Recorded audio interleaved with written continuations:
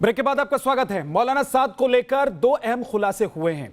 पहली बड़ी बात यह कि 24 घंटे के भीतर करोड़ों रुपए जो बाहर से आते थे मौलाना साद के अकाउंट में, उसके बेटे के अकाउंट में और उसके भांजे के अकाउंट में और परिवार के बाकी लोगों के अकाउंट में और सहयोगियों के अकाउंट में, वो 24 घंटे के भीतर इधर से उधर हो जाते थे। ये पैसे कहां जाते थे, क्यों आते थे और किस मकसद से भेजे जाते थे, इसका इस्तेमाल किस लिए किया जा रहा था देश में, इसका पता लगाने की कोशिश जांच एजेंसियां कर रही हैं। दूसरी बड़ी बात यह कि मौलाना साद के एक वेबसाइट पर एक ऑडियो क्लिप सामने आया जिसमें मौलाना साद का एक करीबी या फिर आप उसको सहयोगी भी कह सकते हैं, वो लोगों को भड़काने की कोशिश कर रहा है, वो भी अल्लाह के नाम पर। और आप कह सकते हैं कि इस ऑडियो के जरिए मौलाना साद अपना एक मैसेज अपने तमाम नुमाइंदों तक पहुंचाना चाह रहा है, अपने सहयोगियों तक पहुंचाना चाह रहा है और वो चाह रहा है कि आने वाले दिनों में अगर वो कानून के शिकंजे में फंसता है तो माहौल बिगाड़ने का काम उसके सहयोगी करें। इस पर हम बात करेंगे, लेकिन दो चीजें, एक तो 125 अकाउंट जिनके बारे में पता चला है, जिस पर निगरानी रखी गई है, उसके बारे में आपको पूरी रिपोर्ट दिखाते हैं और फिर उसके बाद आपको ऑडियो सुनाएंगे, अपने तमाम मेहमानों के पास चलेंगे। देश भर में कोरोना बांटने वाला मौलाना साद अब तक फरार है, लेकिन उसके काले खेल का पर्दाफाश हो रहा है। मरकज और मौलाना साद के करीबियों की जांच में नए नए खुलासे हो रहे हैं। साद के मरकज को लेकर एक और बड़ा खुलासा हुआ है। क्राइम ब्रांच 125 बैंक खातों की निगरानी कर रही है, जिनके जरिए जनवरी मार्च में बड़ी रकम की लेन देन हुई थी। जमात के आयोजन के दौरान हुआ था लेन देन। इसमें कई खाते मौलाना और उसके सहयोगियों के नाम हैं। खास बात यह है कि रोजाना मोटी रकम आने के बाद अगले 24 से 48 घंटे में सारी रकम खाते से निकाल ली जाती थी। इस रकम को नेट बैंकिंग के 1 दर्जन से ज्यादा खातों में ट्रांसफर किया जाता था, जिसके बाद बैंक ने इन लोगों को चेतावनी भी दी थी, लेकिन ये ट्रांजैक्शन लगातार जारी रहे। जांच एजेंसी के मुताबिक साद की हर साजिश में उसके परिवार, रिश्तेदार और उसके बेटे शामिल हैं। पैसों का लेन देन भले ही अलग अलग लोग करते थे, लेकिन पैसों वाले खाते का हिसाब मौलाना साद के 3 बेटों के साथ साथ मौलाना साद के भांजे उवैस के पास रहता था। जांच एजेंसी को शक है कि इन्हीं लोगों के विदेशी फंडिंग से ही मौलाना साद ने 2000 करोड़ की निजी संपत्ति जुटा ली। फिलहाल जांच एजेंसियां मौलाना साद के काले खजाने से जुड़े हर सबूत की बारीकी से पड़ताल कर रही हैं और मरकज की आड़ में उसकी काली कमाई की तह तक पहुंच भी रही हैं। Team news nation. तो क्या मौलाना साद अपना खजाना भर रहा था बाहर से आए पैसों से, या फिर इन पैसों का इस्तेमाल देश विरोधी काम के लिए भी हो रहा था? इसकी जांच अभी चल रही है, लेकिन तमाम एजेंसियां मौलाना साद को सबसे पहले गिरफ्तार करना चाहती है। दिल्ली पुलिस की क्राइम ब्रांच गिरफ्तार करना चाहती है और जानना चाहती है कि मौलाना साद इन पैसों का इस्तेमाल कहां करता था, कैसे करता था। एक ऑडियो सामने आया है जिसके जरिए जो मंशा है मौलाना साद की, उसका भी पता चला है। ये मौलाना साद के एक सहयोगी ने, उसके बहुत करीबी ने ये ऑडियो जारी किया है और उसी वेबसाइट पर ये ऑडियो जारी किया गया है जिस वेबसाइट के जरिए बरगलाने का आरोप मौलाना साद पर है। तमाम लोगों को, अपने जमात के लोगों को, अपने धर्म के लोगों को, देश के लोगों को। सबसे पहले आप वो ऑडियो सुन लीजिए, उसके बाद अपने मेहमानों के पास चलेंगे आपको लेकर। अल्लाह रब्बुल इज़्ज़त ने कुरान करीम में वादा फरमाया है, दीन को हमने उतारा है और दीन की हिफाजत भी हम खुद करेंगे। कुरान को अल्लाह ने उतारा है, कुरान के मुहाफिज भी खुद अल्लाह हैं। दीन अल्लाह का है, अल्लाह दीन के मुहाफिज खुद हैं। दीन को अल्लाह कैसे दूसरों तक पहुंचाएंगे, उसकी हिफाजत कैसे करेंगे, किन को इस्तेमाल करेंगे, वो अल्लाह खुद बेहतर जानते हैं। मखलूक अल्लाह की है, कायनात अल्लाह की है, किसको कब इस्तेमाल करना है वो अल्लाह बेहतर जानते हैं। हम चूंकि असबाब की दुनिया में है, इसलिए हमारे साथ जब हालात आते हैं कुछ नागवार तबीयत के खिलाफ, तो इंसान घबरा जाता है, परेशान हो जाता है, मायूसी का शिकार हो जाता है। हरगिज मायूस होने की जरूरत नहीं है। हौसला बड़ा रखें, अल्लाह की ज़ात पर तवक्कुल रखें, अल्लाह के वादे पर यकीन रखें। अल्लाह खुद दीन के काम करने वालों का मुहाफिज है, और ख़ास कर दीन के काम करने वाले अगर वली दर्जे के हों तो फिर तो उनका क्या कहना। अल्लाह का वली, अल्लाह का दोस्त, अल्लाह उसे कितना अजीज रखते हैं, कितना चाहते हैं, वो अल्लाह ही बेहतर जानते हैं। तो हमें बिल्कुल भी इन हालात में हजरत जी मौलाना साद साहब के साथ जो कुछ हुआ, या किसी भी ज़माने में किसी भी अल्लाह के हवाले के साथ अगर कुछ हुआ या हो रहा है, तो कोई एक नई बात नहीं, मायूस होने की बात नहीं, बल्कि और ज़्यादा मजबूत होने की ज़रूरत है। माजी में हम झांक करके देखें, बहुत सारी मिसालें मिलेंगी। सबसे बड़ी मिसाल खुद रसूलुल्लाह सल्लल्लाहु अलैहि वसल्लम शायद सबको ये बातें हजम ना होगी, लेकिन मैं जानता हूँ हजरत जी मौलाना साद साहब अमीर आलम शेखुल हदीस वली कामिल अल्लाह अरे खानवाले सिद्दीक है, अबू बकर की दुआओं का नतीजा है रजी अल्लाह तआला अन्हु, उनकी नस्ल है, सिद्दीक अकबर रजी अल्लाह तआला उनका खानदान है, उनके दुआओं का समरा है, हजरत जी मौलाना इलियास रहमतुल्लाह अलैह की दुआओं का समरा है। इतनी कमजोर दुआ तो नहीं होगी यार गार की, अल्लाह के वली है इस जमाने के, अगर किसी ने छेड़ा है तो खुद अल्लाह के साथ उसने ऐलान जंग की है। कोई बात नहीं, हमें परेशान होने की जरूरत नहीं, अल्लाह खुद ही निमटने के लिए काफी। हम किसी के लिए बद्दुआ नहीं करते, हम तो सबके लिए खैर की दुआ करेंगे। लेकिन इतनी बात समझ लें, हम साथियों को क्या कहना है, क्या करना है, सब्र से काम लेना है। इंशाल्लाह अल्लाह रब्बुल इज्जत हम सबको अमल करने की तौफीक अता फरमाए। व मा अलैना इल्लल बला। मुजाहिद कासमी साहब, इस ऑडियो को सुनकर, संदेश को सुनकर आपके मन को सुकून मिला है, शांति मिली, अच्छा लग रहा है? मुझे इतना गुस्सा आया हुआ है कि अगर इस मौलवी का पता चले तो मैं आपसे कहूँगा कि इसको लायू लाएं और मैं इससे इल्मी बहस कर सकूं और मैं इससे मालूम कर सकूं कि शरीयत में अमीर का मतलब क्या है, शरीयत में विलायत का मतलब क्या है। ये तो वलियों के नाम पर धब्बा है और वली के नाम पर वलियों की तौहीन की है इस जालिम मौलवी ने, जिसने भी ऐसा ऑडियो जारी किया है। ऐसा इंसान वली हो सकता है कि जो इस दुनिया में, अभी मैं अपनी बहन अंबर जैदी की बात को बड़ी करूंगा, उन्होंने कहा था कि अपनी नफसानी ख्वाहिशात को ख़त्म करके और अपने सादगी के साथ अल्लाह के हुक्मों को मानते हुए अल्लाह का दोस्त इंसान बन सकता है, उसको वली कहते हैं। क्या आप इसके फार्म हाउस, इसकी मर्सिडीज़ गाड़ियाँ, इसका ये करोड़ों अरबों का लेन देन, विद्या भाई आपको ये बता रहा है कि ये वली हो सकता है? क्या इसके अल्लाह के खिलाफ जंग का ऐलान किसने किया है? और इसकी ये सल्तनत और पूरी मुल्क में इसकी ये कालाबाजारी और ये हवालेबाजी आपको ये बता रही है कि ये अमीर हो सकता है या ये वली हो सकता है? मैं इनसे पूछूंगा जितने ये शादाब बैठे, अरे तुम मुझे क्या क्या बता रहे हो? अमीर किसको कहते हैं? वो कौन से लोग हैं जिनको अल्लाह सबक सिखाने वाले हैं? और ये जो संदेश आपने सुना है, ऑडियो संदेश, इससे आपको सुनने के बाद कैसा लग रहा है? अच्छा फील कर रहे हैं? आपको लग रहा है कि ये संदेश सुनने के बाद एक अच्छा मैसेज गया है तमाम जमातियों में या फिर अब आप सुन लीजिए, एक धर्म विशेष लोगों में? मैं कहूंगा आप मुझे पूरा टाइम देंगे और बीच में ना बोलिएगा। पहली चीज मैंने आपको कह दी है इस चीज का, इस संदेश के बारे में, ये उसका पर्सनल व्यू है।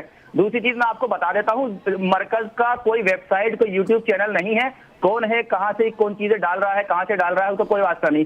दूसरी मैं इनसे कहना चाहूंगा कासमी साहब से कि यदि अपनी नफ्स पे थोड़ा काबू रखें और सच्चाई की तरफ खड़े हों, अपने नफ्स के बहकावे में आकर के गलत लोगों के साथ ना आए। तीसरी चीज मैं वेद प्रकाश जी से कहूंगा कि वो आज मतलब हिंदुस्तान में सच्चाई के साथ खड़ा हूं जब तो आप जैसे लोगों की गालियां सुन रहा हूं। अरे सच्चाई के साथ खड़ा हूं जब तो आप जैसे लोगों की गालियां सुन रहा हूं, जब तो आप जैसे लोग धमकियां दे रहे हैं, जब तो आप जैसे लोग मेरे कत्ल करने की बातें कर रहे हैं। मैं सच्चाई के साथ आपको सुनने नहीं दे रहे, मैं चुपचाप साहब बोल रहे थे। तीसरी बात मैं वेद प्रकाश जी से ये कहूंगा कि आज ये ऐसे हिंदुस्तान में रह रहे हैं जहां डिग्री के बारे में पूछने में या उसका आरटीआई लगाने पर देशद्रोह लगा दिया जाता है, त्याग जेल भेजा जाता है। अरे सर ये बताइए ना पहले कि जो देशद्रोह कर रहा है वो कहां छुपा बैठा है? उसको कहां छुपा के रखा हुआ है आप लोगों ने? वेद भूषण जी आप जेल चले जाएंगे। मुजब्बिर रहमान ये बताइए ना, जिसने पूरे देश में कोरोना फैला दिया उसको कहां छुपा के रखा है? कानूनी बात नहीं करते आप।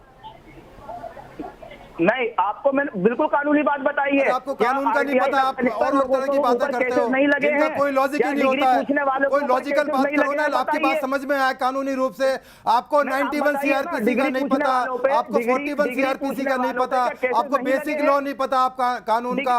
आप बताइए ना, आप बता दीजिए 91 और 41 में क्या फर्क है? आपको नहीं पता। अब मैं आपको बताता हूँ, आपकी बात का जवाब देता हूँ। विद्या जी एक बार चुप कराइए आप इनको। विद्या जी एक बार चुप कराइए, मैं सुनिए, बात का जवाब देता हूँ। मुजब्बिर रहमान सुनिए, विद्या जी 2 मिनट जरा एक बार इनको चुप कराइए।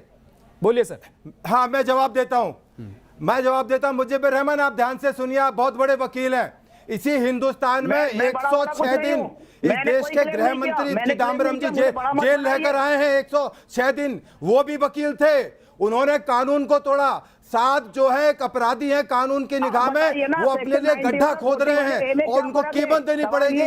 ये पूरा रिकॉर्ड हो रहा है उनके हिसाब किताब के अंदर, इस इन्वेस्टिगेशन में ये रिकॉर्ड हो रहा है। तो वो इस कानून से भाग रहे हैं और जब भी उनकी बेल एप्लीकेशन आएगी, इसका ट्रायल होगा, वो अपने लिए गड्ढा खोद रहे हैं, उनको वो बचा नहीं पाएंगे। जो आप दलीलें दे रहे हैं वो दलीलें चल नहीं पाएंगे कोर्ट के अंदर। क्यों नहीं सामने आते? वो एक आम चोर की तरह व्यवहार कर रहे हैं, जैसे आम क्रिमिनल होता है है उस तरह से उनका व्यवहार है। उनका व्यवहार कोई जिम्मेदार आदमी का व्यवहार नहीं है।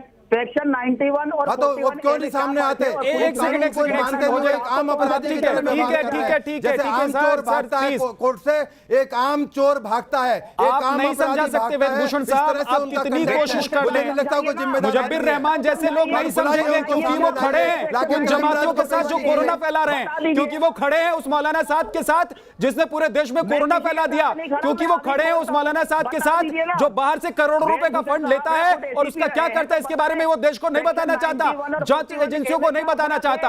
इसलिए मुजब्बिर रहमान जैसे लोगों को समझाना बहुत मुश्किल है। अंबर ज़ैदी पहले, उसके बाद शादाब। अंबर ज़ैदी बोलिए। होगा ये बताना, सवाल का जवाब तो दे। शुरू तो बात मुश्किल है, बाद में होगा। ये तो बताया ही नहीं मुझे। जैसे गृह मंत्री जेल चले गए, इनकी तो औकात ही क्या है। ठीक ठीक, गृह मंत्री अंबर ज़ैदी बोलेंगे, बाकी सब सुनिए देश के जेल के प्लीज। अंबर ज़ैदी, मौलाना का भी टाइम आएगा, वो भी जेल जाएगा। सुनिए, राज में नहीं गए वो, बोलिए अंबर ज़ैदी। राम राज में गए थे 6 साल पहले, जो राम राज चल रहा था उसमें गए थे जेल। हर बात को, अपनी हर चीज को मनवाने के लिए पूरे मजहब को अल्लाह के नाम पर डराकर हर किसी से, अब पूरे जो जितने भी फॉलोअर्स हैं, जितने लोग हैं, उनको अल्लाह के नाम पर बरगराते, हर चीज को, अपनी मंशा को अल्लाह के नाम पर बरगरा के उनसे पूरा करा देते हैं। अल्लाह को ऐसा एक हवा बना के पेश करते हैं। अल्लाह तो रहमान रहीम है, लोगों को माओ से ज्यादा बढ़कर प्यार करता है। आप उसको इतना डरा देते हैं कि अल्लाह से जंग की है, मतलब नौजुबिल्लाह। अंबर ज़ैदी, आपको भी लग रहा है कि अल्लाह के खिलाफ किसी ने जंग छेड़ दिया है? क्या आपको भी डर लग रहा है कि अल्लाह के खिलाफ जंग छिड़ गया है, अब उन लोगों का विनाश होने वाला है?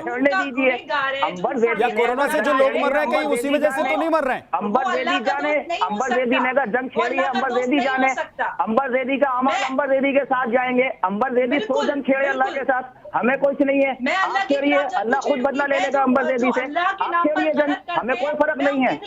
आप 100 जंग छेड़िए, अल्लाह की शान में आप गुस्ताखी नहीं कर पाएंगी। आप 100 जंग छेड़िए, ना नमरूद कर पाया है, ना फिरौन कर पाया है, तो अंबर ज़ैदी जंग छेड़ के क्या करेंगी? लगता है अंबर ज़ैदी ने इस्लामिक हिस्ट्री नहीं पढ़ी है, कुरान नहीं पढ़ा है। अंबर ज़ैदी आज अल्लाह से जंग छेड़ रही है। हर इंसान को अल्लाह के नाम पर डराकर, भड़काकर अपनी मंशा पूरी करवाना चाहते हैं, अपनी मर्जी पूरा करवाना चाहते हैं। बहुत लोग हैं जो बोल रहे हैं, तारिक फतेह खान जैसे हैं, सलमान रश्दी जैसे हैं, अंबर ज़ैदी हैं। कोई फर्क नहीं पड़ता आप क्या सोचते हैं मेरे बारे में, अपने देश के लिए सोचते हैं, इंसानियत के लिए, मजहब के लिए सोचते हैं। आपके साथ जाएंगे, आप जैसा करेंगी वैसा आपके साथ जाएगा। अगर आप चाहती हैं कि अल्लाह के साथ जंग छेड़ें तो आप जंग छेड़िए, हमें कुछ नहीं है। आपके अमल आपके साथ जाएंगे। हम अल्लाह से जंग नहीं छेड़ना चाहते, हम अल्लाह को अपना मास्टर मानते हैं, अपना भगवान मानते हैं, ईश्वर मानते हैं। एक तो ये मुजब्बिर रहमान नॉन स्टॉप कमेंट्री मत कीजिए प्लीज। मुजब्बिर रहमान, ये नॉन स्टॉप कमेंट्री करनी है तो एक ऑडियो टेप बनाइए और अपलोड कर दीजिए delhimarkaz.com पर। जब से मैंने बात शुरू की है तब एक एक कर अपनी बात रखिए, अपनी बात रखने के बाद दूसरों की बात सुनिए भी। मुजब्बिर रहमान, अगर आपको इतना ही शौक है बोलने का तो ऑडियो, जब से मैं बोल रही हूँ लगातार। एक सेकंड, अंबर ज़ैदी 1 मिनट रुकिए। मुजब्बिर रहमान सुनिए मेरी बात। मुजब्बिर रहमान, अगर आपको नॉन स्टॉप बोलने का शौक है तो प्लेटफॉर्म दिया हुआ है मौलाना साद ने, आप वहां जाकर अपना ऑडियो टेप डाल सकते हैं और सुनने वाले आपको सुनेंगे भी। पूरा स्लॉट लेके आराम से बात कीजिए, एक एक करके बोलिए। अंबर ज़ैदी, आपकी बात कंप्लीट हो गई, अब शादाब चौहान आप बोलिए, क्या कहना चाह रहे हैं? देखिए वैद्यनाथ भाई, मैं यहाँ 2 चीजें कहना चाहूंगा। पहली बात तो ये है कि जिन लोगों को, तबलीगी जमात के लोगों को कोरोना हुआ और बीमारी किसी धर्म देखकर नहीं आती, 75% सही हो चुके हैं और जिन्होंने प्लाज्मा डोनेट किया वो कोरोना वॉरियर हैं। दूसरी तरफ नमस्ते ट्रंप पे भी और जिन्होंने थूका है, जिसकी वजह से कोरोना फैला। शादाब जी ये भी बताइए, जिन्होंने थूका है, जिन्होंने पेशाब की बोतल फेंक दी है, जिन्होंने हमला किया है, जिन्होंने पत्थर चलाए हैं, अरे उसके बारे में भी बताइए। उनके बारे में भी शादाब जी, उनके सुन तो लीजिए। अरे कुरान पढ़ने वाले व्यक्ति हैं आप, सुन लीजिए।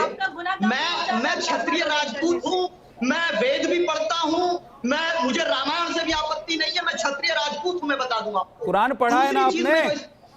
कुरान पढ़ा है ना आपने? मैंने सभी धर्म की पुस्तकें पढ़ने तो बता दीजिए कुरान की कौन सी आयत कहती है कि बीमारी के वक्त में अगर डॉक्टर आपका इलाज कर रहा हो तो उसके ऊपर थूक दीजिए, पेशाब फेंक दीजिए। अगर कोई भी व्यक्ति कहीं कौन-कौन से वेद होते हैं, इन्होंने वेद पढ़े हुए हैं, किशोर डॉक्टरों पे हमला करे, कहीं विद्यार्थी वेद पूछ लीजिए कौन-कौन से वेद होते हैं। अगर कोई अरे मैं पूछ रहा हूँ कुरान में कहाँ लिखा हुआ है कि अल्लाह के नाम पर बड़गलाया जाए, अल्लाह के नाम पर आतंक फैलाया जाए, अल्लाह के नाम पर पत्थरबाजी की जाए, तब आपका मुंह बंद हो जाएगा शादाब चौहान, तब आपका मुंह बंद हो जाएगा। क्योंकि आपको पता है ना, आपको पता है शादाब चौहान, आपको पता है कि मौलाना साद के साथ आपको खड़ा रहना है, इसलिए आप तमाम उदाहरण देंगे लेकिन मौलाना साद के खिलाफ एक शब्द नहीं बोलेंगे, क्योंकि आपको पता है कि वहां आपकी चलेगी नहीं, वहां आपकी चलेगी नहीं। मर्यादा पुरुष श्री राम के नाम पर आतंक फैलाया गया, मर्यादा पुरुष श्री राम। अरे बताइए, एग्जाम्पल दीजिए, उदाहरण दीजिए, एक एग्जाम्पल दीजिए, एक एग्जाम्पल दीजिए, और दुनिया भर में जो आतंक फैलाया जा रहा है उसके बारे में भी बताइए आप, वो किसके नाम पर फैलाया जा रहा है।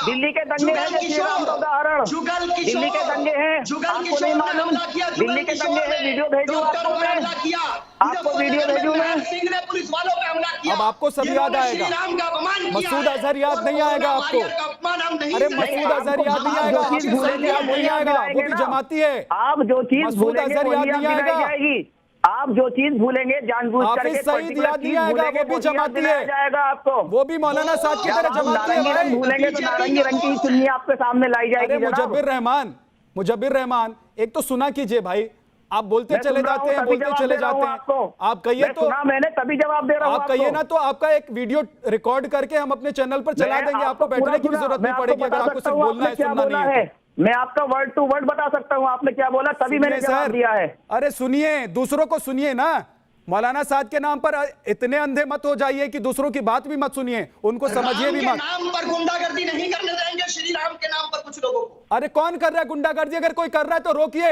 हम भी नहीं करने देंगे, हम भी नहीं करने देंगे। और श्री राम के नाम पर कौन आतंक फैला रहा है बताइए जरा, पहले जवाब ये दीजिए, पहले जवाब ये दीजिए शादाब चौहान, पहले ये जवाब दीजिए ना आप कि शाद के नाम पर गुंडागर्दी कौन कर रहा है, मौलाना साद के नाम पर कौन गुंडागर्दी कर रहा है, ये बताइए। ये टॉपिक चेंज करने वाली बात है विद्या जी, ये टॉपिक चेंज करने वाली बात है। एक सेकंड, आपके अंदर मेहर सिंह के खिलाफ खबर चलाने की हिम्मत नहीं, क्योंकि आपके खिलाफ, मौलाना साद के खिलाफ आपके पास इतनी हिम्मत है तो आप बोलिए कि मौलाना साद वो इंसान है जिसने पूरे देश भर में कोरोना फैला दिया। आप बोलिए मौलाना साद वो इंसान है जो कानून से भाग रहा है। आप बोलिए कि मौलाना साद वो इंसान है जो करोड़ों रुपए की, हम टुकड़ा नहीं खाते, करोड़ों रुपए विदेश से लेता है और इधर उधर कर देता है। अंबर जैदी, हिम्मत है, अंबर जैदी है और बोल रहा हूँ, हिम्मत है और बोल रहा हूँ कि कोरोना के लिए सरकार जिम्मेदार है, नमस्ते ट्रंप जिम्मेदार है, नमस्ते ट्रंप। वो मौलाना साद में जिसने जानबूझकर लोगों को भड़काया, पाबंदी नहीं लगाई, सरकार एक दूसरे से जुदा करने की और मस्जिद सोनी करने की साजिश है। आप एक वर्ड नहीं बोलेंगे मौलाना साद के खिलाफ जिसने जान। ये बताइए मौलाना साद ने कैसे फैलाया? अंबर जैदी में बिल्कुल चुप रहूंगा, आप बता दीजिए मौलाना साद ने कैसे फैलाया, या एंकर साहब आप बता दीजिए मौलाना साद ने कैसे फैलाया कोरोना। ये पूरी दुनिया जानती है मुजब्बिर रहमान, आप सिर्फ नहीं जानते, बता दीजिए। ये पूरी दुनिया जानती है कि मौलाना साद ने कैसे कोरोना फैलाया है, सिर्फ आप नहीं जानते। नहीं, आप बता दीजिए कैसे फैलाया। इन लोगों को चुप करके आप जवाब दे दीजिए कैसे फैलाया, बता दीजिए। तो आप कैसे फैलाया? जानबूझ के लोगों को कहा कि आप ज्यादा से ज्यादा बाहर निकले, मस्जिदों को सुनी ना होने दें। अभी आपको वो क्या वो ऑडियो टेप चलवा दूं? मुजब्बिर रहमान आप तब भी नहीं मानेंगे, मुझे पता है। वो ऑडियो टेप कर लिए कि वो बाहर निकले, वो ऑडियो में चलवा दूंगा, आप तब भी नहीं मानेंगे, क्योंकि आपको मौलाना साद के साथ खड़ा होना। एक सेकंड रुक जाइए, आपको जीरो मिला, आपको जीरो मिल चुका। अंबर जैदी, अभी आपने ये कहा था कि वो छुपे फिर रहे हैं, लोग मस्जिदों में छुपे हुए हैं, 1 महीने से न्यूज चल रही है। अभी आप ये कह रही हैं कि वो बाहर निकले फिर रहे थे। अब आप डिसाइड कर लीजिए कि वो अंदर छुपे हुए थे या बाहर निकले हुए थे। आप फेल हो चुकी, 0 मार्क्स मिला है आपको। इस तरह के बेसिक सवाल ये नहीं है कि उन्होंने कोरोना फैलाया, सवाल ये है कि जानबूझकर कोरोना फैलाया। कोरोना फैल रहा है, हम सब जानते हैं। कोरोना फैला सरकार की गलतियों से, कोरोना फैला नमस्ते ट्रंप से, कोरोना फैला जो पूरे देश के अंदर विदेशी फ्लाइटों को आने दिया, कोरोना फैला कि सही समय पर सही फैसले नहीं लिए, कोरोना फैला कि क्वारंटाइन। जनाब चौहान, अगर सरकार की वजह से कोरोना फैला होता तो आप अभी बैठकर ये ज्ञान नहीं बांट रहे होते, आप बैठकर ज्ञान नहीं बखार रहे होते यहाँ पर। अगर सरकार की तरफ से कोरोना फैला होता तो ज्ञान नहीं बांट रहे होते और पूरे देश में लॉकडाउन नहीं हो रहा होता और देश में वो मरीज जो कोरोना से पीड़ित है उनका इलाज नहीं हो रहा होता। वो बटन आप सबको दे दीजिए। आप बीमार हो गए, आप शादाब बीमार हो गए, आप बीमार हो गए हैं मौलाना साद के नाम पर, इसलिए आपको मौलाना साद के अलावा सब कुछ नजर आ रहा है। वेदभूषण साहब जल्दी से, अब वक्त ज्यादा नहीं है। वेदभूषण साहब, मैं विद्या जी, आप देखिए, मैंने अभी थोड़ी देर पहले बताया कि इस देश के गृह मंत्री अभी जेल में रहे थे 106 दिन। इसी देश में हिंदू मुस्लिम के चैनल पर बात हो रही थी। आशाराम, राम रहीम, दुनिया भरे के बाबाओं की लिस्ट है जिन्होंने इस देश में अरेस्ट हुए। ये हिंदू मुस्लिम की बात ना करें, ये जिम्मेदारी से बात करें। ये इस्लाम का मजाक उड़ा रहे हैं, ये लोग इस्लाम का मजाक उड़ा रहे हैं। इस देश में हिंदू अरेस्ट हुए, जो बड़े बड़े बाबा हैं वो पकड़ के जेल में गए। ये हिंदू मुस्लिम की बात कहां से बीच में आ गई? वो बोले के अपराधी हैं, बोले क्रिमिनल है, ये वांटेड है, मोस्ट वांटेड अपराधी है। ये हिंदू मुस्लिम की बात ना करें इसमें आके, वो इस्लाम का मजाक उड़ा रहे हैं, वो धोखा दे रहे हैं मुस्लिम समाज को। ये मुसलमानों के विरोधी हैं, मुसलमानों के लिए गद्दार हैं, मुस्लिम धर्म को बदनाम कर रहे हैं लोग।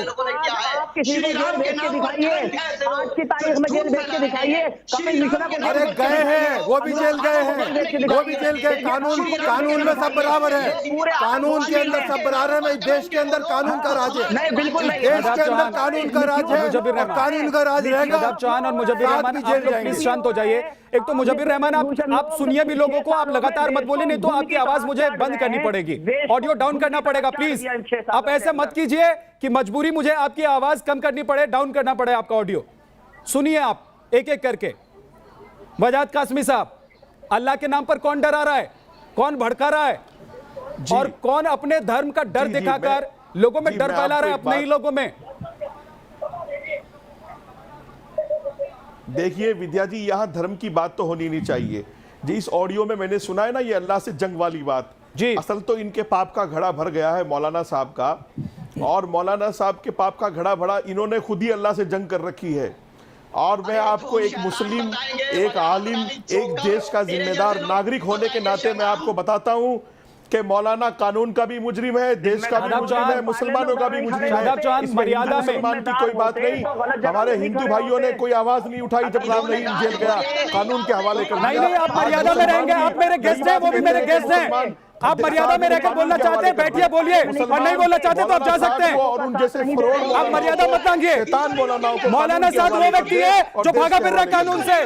मौलाना साद वो है जिसने पूरे देश में कोरोना फैला दिया। मौलाना साद वो है जो, इसने शैतान बोला, हाँ शैतान बोला, इसने भी बोला शैतान बोला, क्योंकि उसने शैतानी की है। उसके खिलाफ जांच एजेंसियां लगी हुई है, जांच एजेंसियां उसे पकड़ना चाहती है, पुलिस उसे गिरफ्तार करना चाहती है। शैतान हो जो उसकी वकालत कर रहे हो, नहीं मानना है तो मत मानिए, लेकिन हमारे किसी गेस्ट के साथ इस तरीके से बात नहीं कर सकते। ये बदतमीजी क्यों कर रहा है? नहीं, आप बदतमीजी मत कीजिए मेरे गेस्ट के साथ। तरीके से बात करें।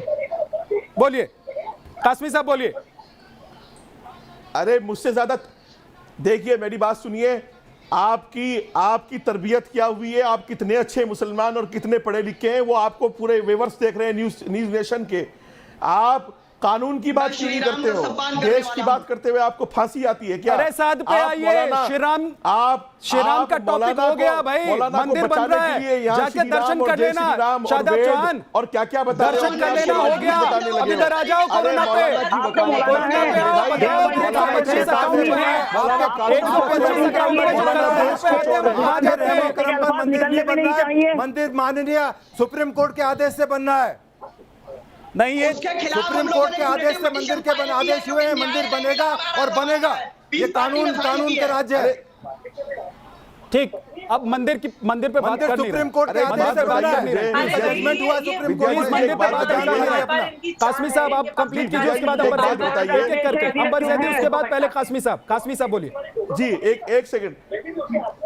जी विद्या जी, मुझे एक बात ये बताइए, देश के अंदर कानून है, देश के अंदर अदालतें हैं, कानून नाफिज करने वाली एजेंसीज हैं, तो मैं और ये जितने भी पैनलिस्ट यहाँ बैठे हैं वो कानून पढ़ के जान के क्यों नहीं आते? इनको धर्म और मजहब क्यों दिखने लगा है यहाँ पर? मौलाना क्यों दिखने लगा है यहाँ पर? जब राम रहीम गए थे जेल में सर, तो इनका ये लोग सरदारी, नाच रहे थे, ये लोग डांस कर रहे थे। आज मौलाना की बारी आई तो इनके सीनों में आग ये तो लगी बहुत है। सिंपल सी बात है कासमी साहब, क्योंकि जो इनका सरदार है, जरा जुबान संभाल के बात इनका जो सरदार है, ना जोड़िए उनको। अरे वहाँ लाशें थी भाई, लोगों के आश्रमों में, जुबान संभाल के तुम मेरा क्या करोगे?